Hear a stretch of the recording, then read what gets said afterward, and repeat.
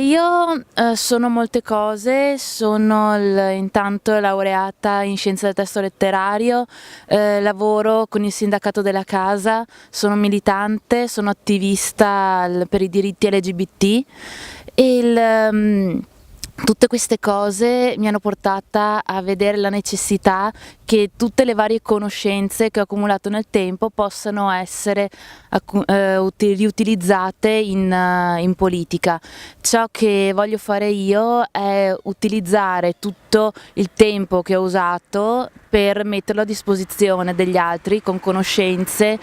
e esperienze e la possibilità e l'abilità di mettere insieme più cose. È necessario dare una mano a chi è più competente di me a mettere in atto la riforma fiscale, in maniera tale che ci sia pari equità e pari distribuzione del carico,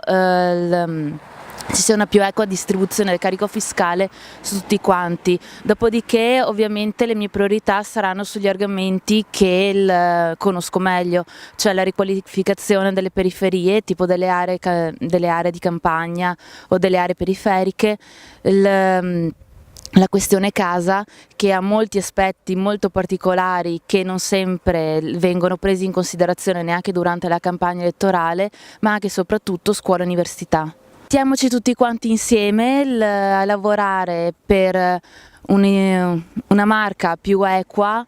più correttamente sviluppata, più